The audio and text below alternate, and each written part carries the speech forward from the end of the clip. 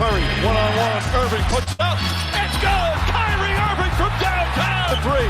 Steps back, crossover. Puts up a three. Rebound James. Seconds. It's over. It's over. Cleveland is a city of champions once again. The Cavaliers are NBA champions. Cleveland! This is for you! What is up, Cavs fans? Welcome to a Sunday night edition of the Block the Shot to Stop. As always, Skylar Webker here with Kevin Lynch, and we are here to talk about same old, one step forward, two steps back. Skylar, before we get into the games, man, how you doing this holiday season? We're in full swing now with the kids, right? Yeah, we definitely are in full swing. The snow is starting to melt here, which is good because I still got to do the leaves. Tripped up on me before the snow came, but it's all good. We'll get out there, we'll get the leaves done, and hopefully keep our sanity as we watch Cavs basketball. Alrighty, so we'll get into a little bit of the Cavs, but before we get into our analysis, we're going to try something a little bit different here. We have a special guest on our podcast tonight. Not really, but I actually put together a little bit of Kenny Atkinson's press conference last night from post-game against Golden State. Some of it was about Golden State's game specifically, but what I'm going to play actually kind of encapsulates the whole season. And I think, frankly, like he probably should. He says it better than we would. So I'm going to go ahead and we'll listen to Kenny here.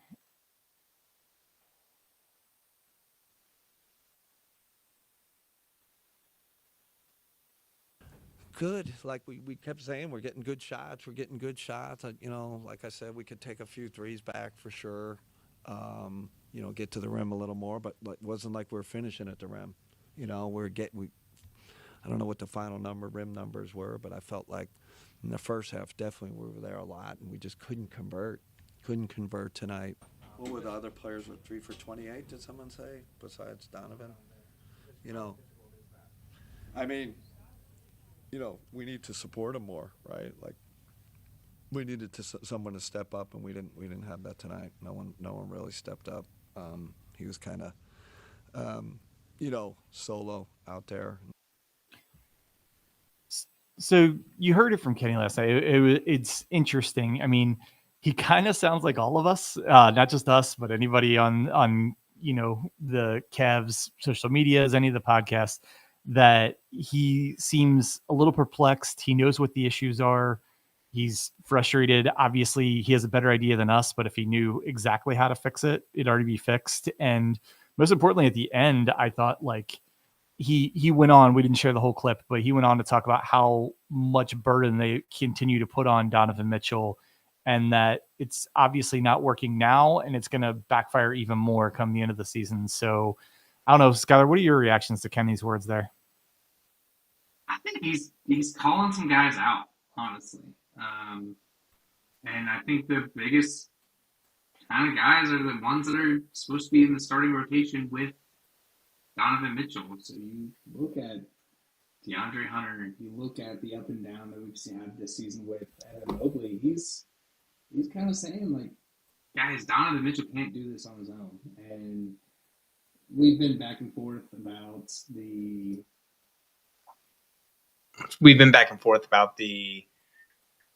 different issues or different guys, but he's making a stand. It seems like he's calling some guys out publicly. Yeah, I think that he's trying not to do it by name. He's almost trying to do it by group. I mean, you heard a few games ago, he said, when he talked about like the vets not bringing the same energy as the role players and everything. And in this instance, I mean, you know that he has certain guys on his mind when he's talking. He's not the guy that's going to come out and like throw their names around in the media. I mean, we can guess some of them, and we're not really the type of show to throw guys under the bus. I mean, we will talk, fairly about guys that are performing really well, guys who aren't performing as well. But, it's just, it's the same old story. Like that win Friday night, which we're going to go into here in a minute, but like you felt so good about the second half, and particularly the third quarter they played it. That third quarter was, and I guess we'll just transition there now. It was like the best quarter of basketball they've played this entire season. They were plus 25 in the third quarter alone. I mean, they won the game by 13, and they didn't win any of the other three quarters. They were outscored all three other quarters. That's how good the third quarter was. And you go from that, and you like, every time you think they figured stuff out, you know, the whole might be the title of this episode, one step forward, one step back. Like, it really does. It reverts right back. And for that third quarter being the best basketball year, like then the Warriors game might have been the worst, at least offensively. So let's just transition there, Skylar. Let's talk positive first. You know, that game against the Spurs, what are your some of your initial thoughts coming out of that? To me, the biggest thing that stood out was that they pivoted, like we said last year, that they would pivot and make mid-game adjustments all year last year. That's how they were so successful, where that has not been apparent this year at all. And one of the biggest pivots that they had in that game were they had a season low attempts at threes. Yeah. They only shot 26 of them. 29. They shot 29 threes. And then were 70% from two. So they pivoted and didn't rely on that three ball much. They got into the hole. They got to the line. That was what was refreshing to see. And you're like, okay, these guys are taking a step. They're adding a wrinkle to this offense. They're doing something different that really like felt good against a Spurs team that even without Victor Wembanyama, they still have a lot of really great players I like on that team. They're a really good team, and they were without Stefan Kessel as well, who is one of their better players, I will say. Obviously, the Cavs are missing guys too, but that Spurs team, they are a super tough team, and they are the type of team that gives the Cavs problems, as we kind of said in the preview of that, you know, just the long, super athletic teams in the wing. And you could tell, like, you know, even Donovan Mitchell had, I mean, a very good game, although you might be able to fairly say it's below average for him this year, even though it's like very good. But he was working so hard to get everything he could, and it took in this game kind of what, you know, the opposite of what Kenny was saying. It took somebody else stepping up and helping Donovan, and that someone was Jalen Tyson, particularly in the third quarter. As I said, the Cavs outscored the Spurs 44-19 in that third quarter. Jalen Tyson in the third quarter alone had 16 points on 7 of 8 shooting, hit a couple of threes, 5 for 5 from two, and was just absolutely all over the place. He himself was 20 plus 25 in the quarter because he played all 12 minutes. And well, we'll talk about Tyson as a whole in a second. I'm going to ask you a question because I didn't notice this quite as much when it was happening, but I looked at the stats afterward. There were 3 guys that played more than 9 minutes of that third quarter. One's obviously Jalen Tyson, as I just mentioned. Do you know who the other 2 guys were? Dean Wade. Yep. And I think, if I remember right, was it Craig Porter Jr.? Very good. Very good. I was just trying to stump you, but that is correct. Those 3 guys all played at least 9.5 minutes. And then several guys played about 6. Mobley, Ball, Donovan. And those 3 guys were phenomenal. And I just like, it's getting to the point, like, it seems like it's time to change up the rotation, because when it's this stark, when you're your best quarter of the year and it's some guys that normally don't play nearly as much playing that much, like, I don't know, maybe that's where we're at. Yeah, I think so. I mean, you got to do something. You can't be the definition of insanity of doing the same thing over and over again, hoping Sure. something else will happen. But I was really impressed with those guys. I mean, Dean Wade had probably one of his best shooting nights of the year, on top of just the defensive assignment that he provided. And one thing that I was super, super impressed with was Craig Porter Jr., man. That guy, we talk about it all year long, how the league is such a 3-point shooting league, and rebound, like the wings should be able to get rebounds. Guards should be able to get rebounds. He ended with 7 rebounds on the night. A lot of them just in the long rebounds of his 3, but also just hustle. I mean, this Yeah. guy doesn't stop hustling at all. We saw that one right there of the steal. So he ended with 2 Yeah. steals, 7 rebounds, only 1 assist, which is weird for him. But Yeah. when he's digging out the rebounds, when he's fighting for the steals, I mean, just energy. Like Yeah. like he's the only one out there other than I would say Naquan Tomlin and Jalen Tyson that feel like they're playing for something. Yeah. Where and like I said, we're not a show that likes to throw guys under the bus or anything like that, but it just feels like guys like DeAndre Hunter are just kind of sleepwalking through this part of the season, and it's really hurting this team. For sure. And, Kenny was obviously looking for some answers in that press conferences. I have one answer. It's time to play the kids. Tyson's already getting his full allotment of minutes, right? But like Naquan Tomlin, Craig Porter Jr., you mentioned, Tyrese Proctor was out this weekend, but when he's back, and a couple other guys on the bench that maybe aren't we wouldn't consider the baby calves, but like it's time they start playing. The numbers are ugly enough offensively and defensively for some of the other guys. And if it was just about performance this year, they'd already be playing, but it's about track record and everything. It's time to at least marginally change the rotations, change the minute distribution, because those guys are earning minutes while other guys play is frankly below their standard.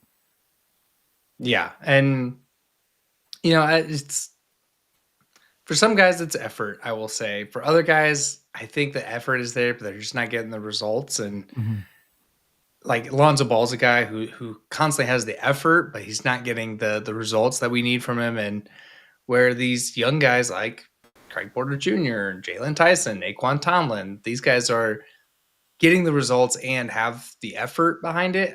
And the highlight that you were showing, did you see how hard Jalen Tyson was running on the fast break to get ahead of Donovan Mitchell? Yeah. Like, he's running hard. Yep. Yeah. And I mean, shout out some of the numbers to the guys that we mentioned. Jalen Tyson, total 24 points, 6 rebounds, 2 assists, was phenomenal, as he seems to be just about every game. Craig Porter Jr. said 11 points, 7 rebounds. Dean Wade, one of his best games of the year, 12 points, 8 rebounds, 5 assists, played 29 big minutes. Naquan Tomlin was really good also, 13 points, 2 rebounds, 2 assists.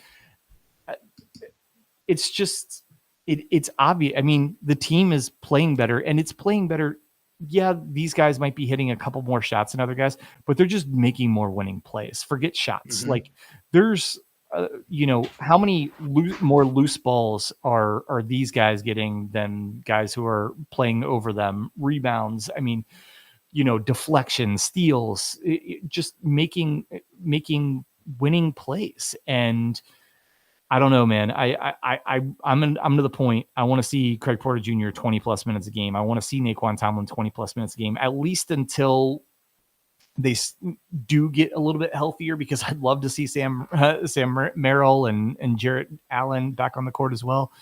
But I think it's time. I think it's time to switch up the rotations and the minute distribution to reward some guys who are playing better basketball than other guys today.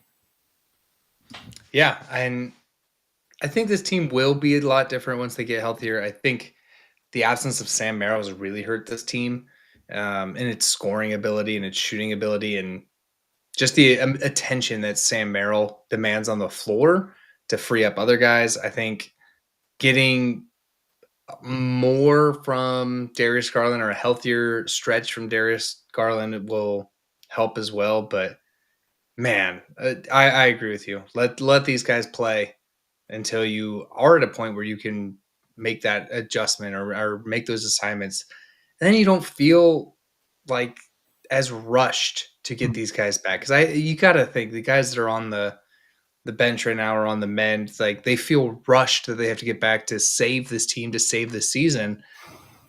Let these guys play and you ease some of that pressure, I would say. Sure. Well, we might as well move on to the Warriors game, and we can always bounce back and forth. But like, obviously you can tell the melancholy in our voices because of this game. And I will preface this with saying I'm not surprised the Cavs didn't play well in this game. This is what I like to refer to as a schedule loss. When you have 5 games in 7 nights, it is the end of an absolutely brutal stretch, especially for a team that's playing shorthanded because of injuries, shorthanded because they're managing guys not playing back-to-backs right now. And if they would have lost this game, it wouldn't have been a big deal to me if it wasn't for the totality of the season, right? If they were, say, 18-7 going in, or 18-6 going into this game instead of 14-10, I wouldn't have worried too much about it. But it's just the fact that this team can't get on a roll. It seems it can't play even consecutive good games or even consecutive good quarters at sometimes. And then you lose a game like this, and we should, on the bad end of it, you should never lose to the Warriors when Steph Curry, Draymond Green, and Jimmy Butler are all sidelined, and that's what the Cavs did last night. This we talked about a little bit as we went on before we got on the air, but this felt like a college game, man. Like This felt like kids playing soccer. This felt like it's the for reference, the first quarter was the lowest scoring first quarter in the league this season, where Golden State had finished the first quarter with 12, the Cavs finished the first quarter with 18. And not due to the lack of shot attempts. It was like 6 shot attempts per possession. It was unreal, like there's just sloppiness that this team was playing with. And like you said, how they aren't able to just be consistent game to game. As I mentioned, the game against the Spurs, they stepped away from the 3-point shooting, went to driving in and fast break points. Completely opposite. Back to their old ways in this game. Back to 40 attempts a night. And it was hard to stomach through it. Yeah. Some of the ugly, and you can decide where you want to go. The 3 things that I saw that were particularly ugly to me: only 15 assists. Obviously, when you only score 94 points, you're not going to have 10 assists. Cavs averaged 27 a game, so they barely more than half of their average assists they got this game, which says not only they're not hitting shots, but when they do hit shots, they're doing it almost all playing solo one-on-one basketball. The three-pointers were bad to begin with, 10 of 42, but then I think anyone outside of Donovan Mitchell was 3 of 28 from 3, which is just obviously not going to get it done. And the third thing is, well, they actually hit their free throws. They didn't get hardly any of them. They got a total of 12 free throws. And again, this was not due to any problems with the refs. The refs were just fine that night. They just frankly weren't being aggressive, weren't taking the ball to the basket, weren't drawing enough fouls to get to the bonus. And it was a game where they just lacked energy, lacked effort, lacked any kind of efficiency. And then they tried to rally there in the fourth quarter because they were the more talented team, and it was just too little too late. The thing that I don't know if upset me, but going along with the efficiency, they had 61 rebounds. Yeah. They were getting the ball. They were on the glass. They could not finish at the rim. They probably got 4 rebounds in the possession and kept trying to just go up and do something, but they weren't like going up to get a foul. They weren't getting guys to jump. They weren't kicking it out to the open man, because it would be Naquan Tomlin in the paint with 3 guys around him trying to just keep tipping it, keep tipping. It's like, yeah, well, you're right. Kick it out, do something, draw a foul. Yeah. And that was all night that happened. Yeah. 61 rebounds very well might be a season high. I haven't looked. They average like 44 a game. They got 61 rebounds on the back of 24 offensive rebounds, which again might be a season high. But when you miss 70 shots in a game, there's going to be lots of rebounding opportunities. I think a lot of it goes hand in hand. It all adds up to just really, really bad offense. Like, I was looking at some of the Cavs numbers, like totality of numbers. I'm actually surprised that they're even as high as they are in some offensive stats, they're basically a middle of the pack offense, and it probably looks even worse since they were the best offense in the NBA last year, and so that's what we're just naturally comparing it against. But like, it really is. I mean, field goal percentage are 21st in the league, but like, some of the ugly stuff. This is for the season, but it very directly relates to this game. They take the fourth fewest amount of 2-point shots in the NBA. They take the most 3-point shots in the NBA. They have the 22nd best 3-point shooting percentage in the NBA. They also are they take some of the least amount of foul shots. They're like -5 on average. Like the other team shoots 5 more free throws than them per game on average. And that's all stuff that, like, that's 5 points. You're in the hole already. That's like digging yourself a hole by just continuing to shoot threes. And not only the missed threes that, like, missing them and not getting any points on a possession, missed threes lead to long rebounds and it leads to runouts. Like everyone in the NBA wants to run. It's the new like trend in the NBA is we want to apply pressure on defense and we want to run every time we can. And the further you rebound the ball, like away from the other team's basket and closer to your basket, that's like less time it takes you to get down and score, less time the defense gets set. And so it all kind of comes together, and it came together in a just awful way against a Golden State team, which, I mean, absolutely no offense. These are guys that are all insanely talented, qualified NBA players, but they lost to a team full of role players, a team that didn't have their 3 stars, and the Cavs' best 3 players were playing, or their 3 guys who were all-stars last year, I should say, were playing last night. And frankly, no matter what the excuses, I understand the sluggish performance. I understand a professional team figures out a way to win that game. And they just didn't. They obviously didn't. It's upsetting to hear how they're 4th in 2-point attempts and leading in 3-point attempts when arguably your 2 best 3-point shooters, and Darius Garland and Sam Merrill, haven't really played much this year. Like, you got guys taking threes that shouldn't be taking threes. You have Evan Mobley. Get in the paint. You have a DeAndre Hunter who's a decently sized guy, but also has some girth to him. Get in the paint. You shouldn't be getting out free throwed or out attempted free throws by Jalen Tyson, which this is not a knock on Jalen Tyson. He's been the bright spot of this team, but I think those are a lot of things like leading up to Kenny's comments after the game. Like, you can't be getting outdone by second-year players and significantly outdone by the second-year player. Yeah. I do want to talk about a couple of the bright spots from this game. And frankly, one question I would have had of Kenny Atkinson in that press conference was waiting for someone to ask, and nobody did. Bright spots, like, guys, Evan Mobley's game was fine. Like they really pushed him and Donovan at the end of this crazy stretch of games, knowing that they have a week off, and they both looked dead. I thought it was one of his worst defensive games of the year, and it wasn't because of effort. It was because like his feet just looked like they're stuck in concrete. Like he was really, it was the most winded I have seen Evan Mobley in a game that I can remember. But I do think he gave as good effort as he can. Jalen Tyson didn't have his best shooting game, but like I did want to call out him and in particular Naquan Tomlin. I thought played a really good game, except for shooting the ball. But frankly, nobody shot the ball well. He was only 3 for 10 from the field, but he had 6 points and 12 rebounds in 16 minutes. That's the best like rebounding percentage performance of a Cavalier this year.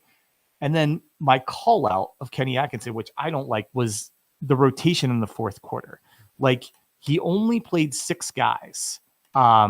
The 5 starters, Mitchell, Mobley, and DeAndre Hunter played all 12 minutes. And then played Garland, Dean Wade, and Jalen Tyson. It was just those 6. No Naquan Tomlin, no Craig Porter Jr. On a night where the team is exhausted and some of the stars are exhausted, and he didn't get any of these fresh legs in, particularly when, Tomlin in particular was having a really, really good game, really active game. And I don't know why he limited the rotation so much in the fourth quarter. And the Cavs basically made a big run to cut the lead to 3 and then just ran out of gas the last 4 or 5 minutes. Yeah. I think I haven't been a fan of Kenny Atkinson's fourth quarter rotations really at all this season. Yeah. It seems like, and maybe it's just because they're kind of playing from behind most of the time, but he tends to just kind of either go with small ball and not really have a center out there outside of Evan Mobley, or he just kind of tries to let his horses take the fourth quarter. But with where you are in the season, with where your team is, and all the situational things around this game, particularly of being on the second night of the back-to-back when you played 5 games in 7 days, use these guys. I know Craig Porter Jr. was over 4 tonight with no assists, but it's got to be better than DeAndre Hunter out there or something. It's got to be better. Yeah. Yeah. I mean, and you said it. So I am going to call out a couple of guys because, frankly, if you're going to play some guys more, some other guys are going to play less, right? There's only a certain amount of minutes at a basketball game. It's 240. But Darius Garland and DeAndre Hunter in particular have been playing bad basketball. And Garland, you can kind of, in a way, you can write off. He's been played so little this year, and it hasn't been able. They've been sitting him some, even when he has been playing. He just hasn't gotten in a rhythm. But frankly, he has gotten attacked defensively, even more than normal, because Darius Garland, his superpower is his speed, right? And on offense, he uses that combined with his handle to make so many things happen. But defensively, that's the one thing that can save him is his speed. Guys can't get around him. They just have to go through him or above him or something. But he's not able to play with the same quickness and change of direction right now because he's still favoring that toe. And so the one thing that can really help him on the defensive end, he doesn't have in his bag right now. And it's just causing him to get lit up on defense to the point he has 4 games in a row where, forget a lot of the shooting numbers are ugly and everything, but defensive wise, it's really ugly. And it has led to him being a negative plus minus in 4 straight games, and 3 of those double digit, on the minus side. And then DeAndre Hunter, frankly, he has been a negative and plus minus 5 of the last 6 games. 4 of those have been double digits. And it's a little bit of everything with him. His offense has tailed off. Where we thought he was turning a corner with shot selection and playmaking and all these things, it kind of reverted way the other way these last maybe 7 to 10 games. And then defensively, it's really obvious that he's not putting in the same defensive effort, the same hustle as some of these other guys that we want to see play more. And so I don't know, if nothing else, play the young guys to put a fire in somebody. It's either going to put a fire in a veteran that is a better player and should be playing over them, or they're going to go in a tailspin, and you'd rather have that happen now if they're going to. But I don't know. I just think, frankly, those are the 2 guys. As much as I love Darius and I've always been so on Hunter, I think those are the guys who need to be given up minutes right now. I would agree on the Hunter piece. I'll start with Garland, though. Yeah, he's coming off of the injury and everything like that.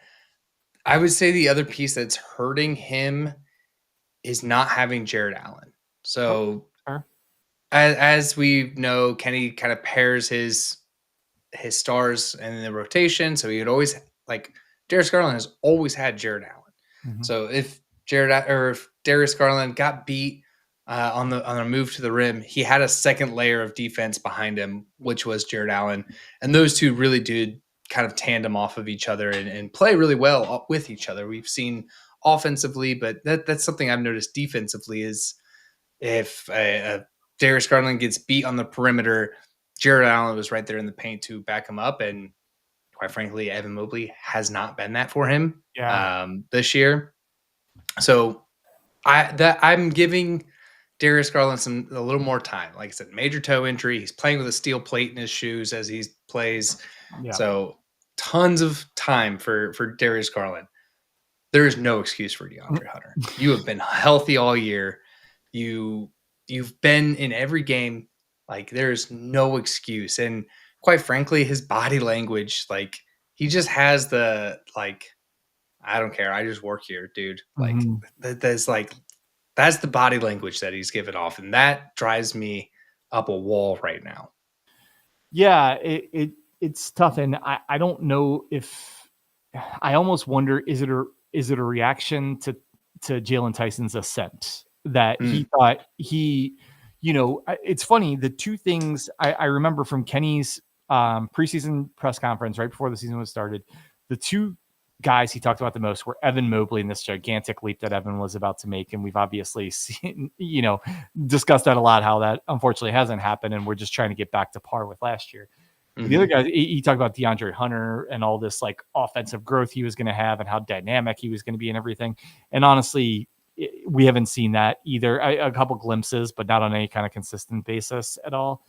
And so it's almost like, did the front office and the coaching staff just like miscalculate the offseason and coming into this year, like thinking some things were going to happen that haven't happened, or thinking, we'll more than be able to cover for what Ty Jerome gave us last year with Lonzo Ball and the growth from DeAndre Hunter and other guys. And I almost wonder if this is where last year everything went according to plan throughout the season, like best case scenario, what they could have thought coming into the year.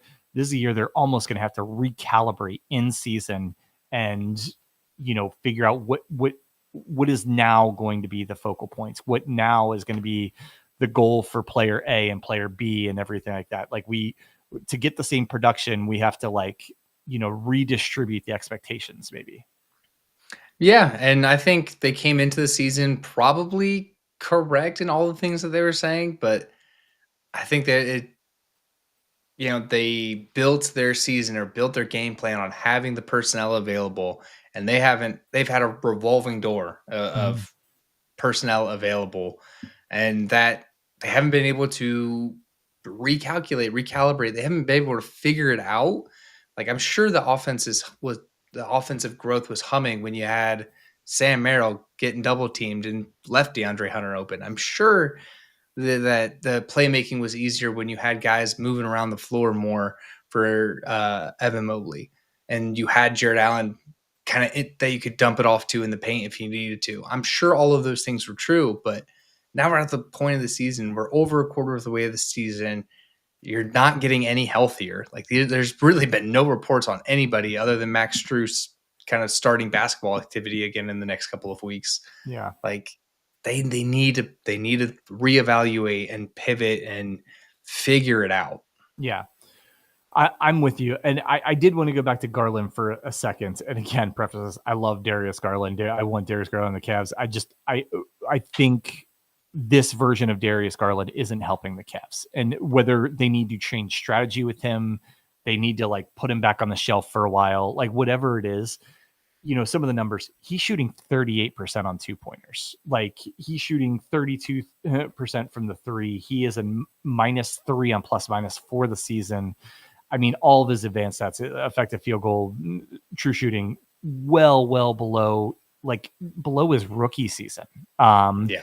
And so I agree with you. He sings with Jared Allen. Those two really play well off of each other, but I don't think that's going to fix all the Darius Garland issues. I don't, and again, I don't know what the answer is, but I think they need to do something different with Darius Garland than just pushing forward the way they are right now. I think a lot of it's the toe, though. I mean, we're not seeing a lot of those like drive to the lane floaters and teardrops that he's known for. And like you said, he's well below his shooting standards, I would say. Like, this is a guy who's perennially a 40, 60, 90 guy. Yeah. Like this, I think they will come back around, but having all that time off and toe surgery and playing with a steel plate in your foot or in your shoe is less than ideal. Yeah. But And the last thing it can't be a crutch forever. Yeah. I will say that. No, and I think a lot of it's rhythm and timing and everything. I will tell you maybe why Darius is on my mind, and it kind of goes back to some of the things we talked about with this team just not stepping up in clutch moments. Last night he had a chance. He went to the free throw line, had a chance to cut the lead to 1 with like 11 seconds left, and give the Cavs a real chance to tie or win the game there at the end. And he misses a free throw. He's a 90% career free throw shooter and an all-star player. You have to step up and knock down those two.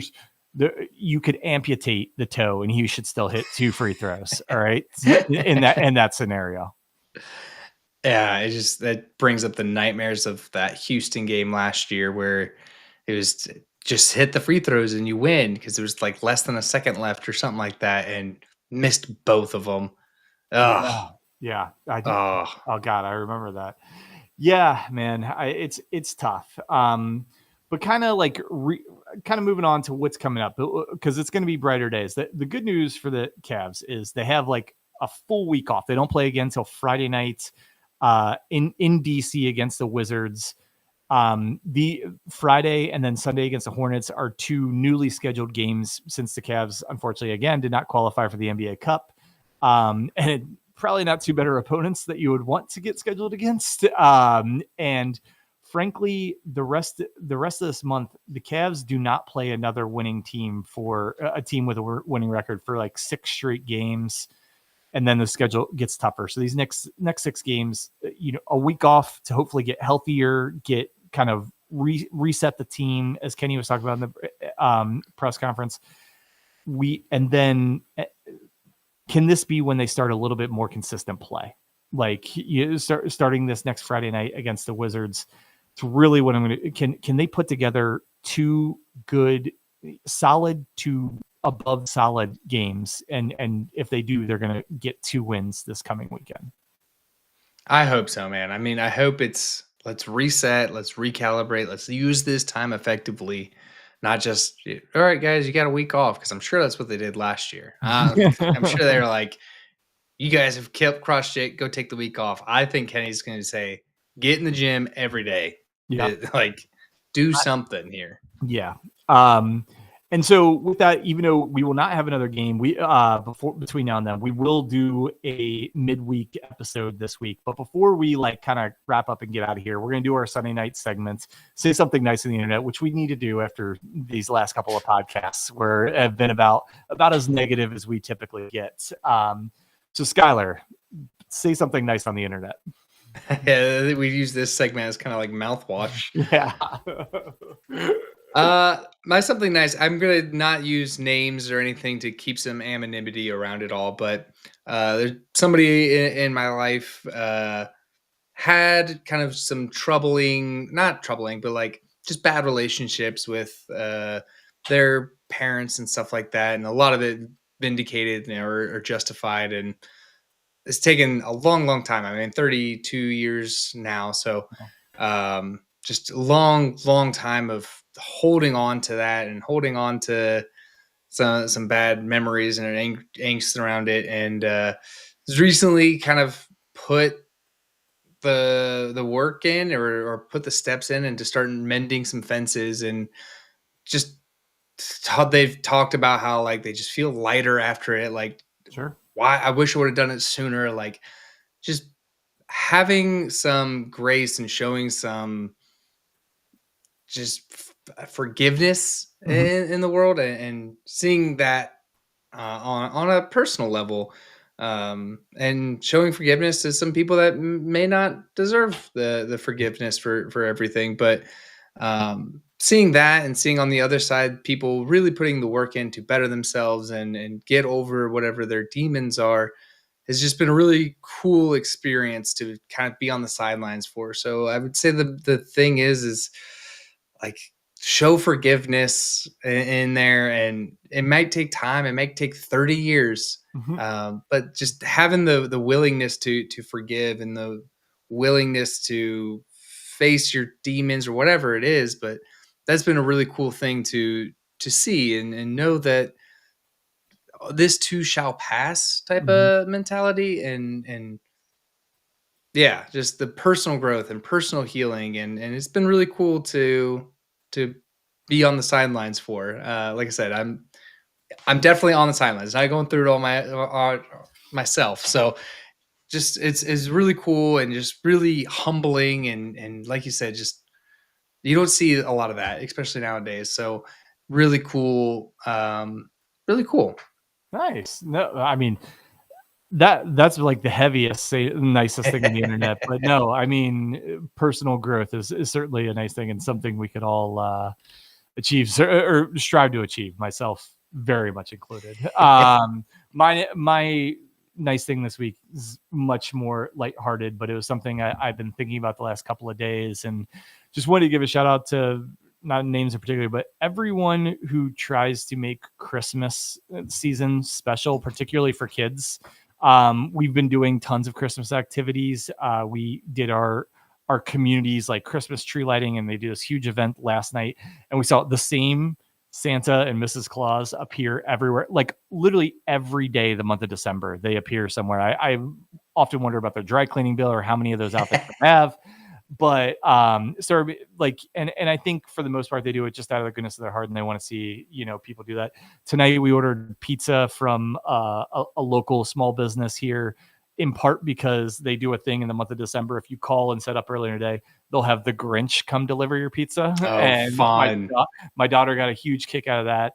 So it got me thinking about everybody, whether it's in your community, or even if you do it to make a few extra bucks. Like if you're trying to make Christmas special, especially for kids, want to give a shout out to you, because I know for my daughter, and can probably speak confidently about most kids, it means the world to just kind of get swept up in the magic of the holidays and everything. So shout out to everybody that's put on a Santa suit, a Mrs. Claus suit, a Grinch suit, or done something to make Christmas special to kids or your community or anyone.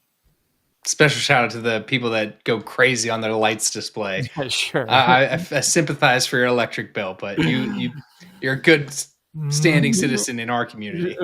Absolutely.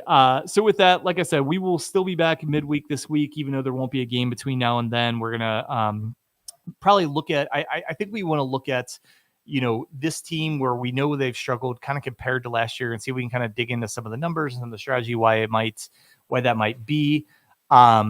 We're also going to do a couple of raffles. It is the holiday season, so I'm saying this now that we will announce the raffles and the things that we'll be giving away on Wednesday's show, to put a timestamp on myself, mostly because I keep being lackadaisical about it.